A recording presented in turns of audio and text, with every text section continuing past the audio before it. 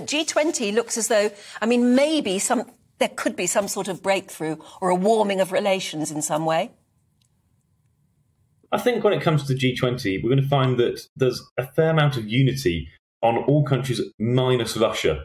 That no country on the whole is really supporting Russia when it comes to this war. There have been those that have been slightly less willing to call Russia out, such as India or China, but they're not exactly supporting Vladimir Putin. And I think what we'll find is when you get all those leaders around the table together, there's a fair amount of unity that actually this war in Ukraine is having global consequences and needs to come to an end. And I think Sergei Lavrov is going to find it a very uncomfortable few days.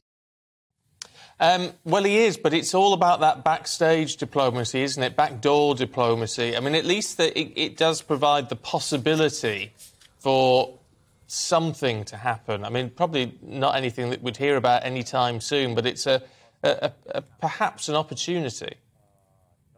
Yeah, and President Joe Biden has spoken about the fact that he thinks that Ukraine need to seize this as an opportunity for peace talks. He thinks that everyone around the table together, there's maybe an opportunity that maybe some sort of deal could be done to help bring an end to this, to resolve the war in Ukraine.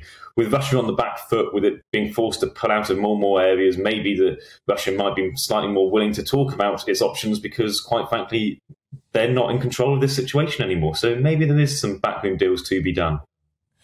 Why do you think President Putin is not going? I think President Putin knows that if he was to turn up, that it would be incredibly uncomfortable. No world leader wants to go to one of these events and find themselves being the one that no one wants to speak to. We saw a few years ago when it was Brexit negotiations, when Theresa May went to the EU and she was awkwardly caught on camera, standing around on her own, trying to find someone to talk to, and just no one came over to speak to her. That's the sort of situation that Vladimir Putin will want to avoid. He won't want to look isolated on the world stage, and by going, that's the danger he has. So I think he's very much hoping that by staying at home, he can kind of just shrug things off as politics as normal, nothing to see here, and play to his audience at home.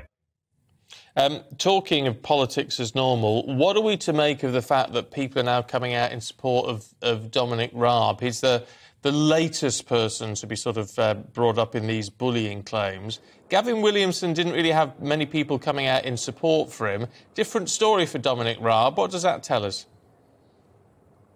Well, I think Dominic Raab has unfortunately had to battle with some allegations such as this for a number of years now. There have been repeated stories about him maybe having a temper behind closed doors, and I remember these stories going back to 2017, 2018.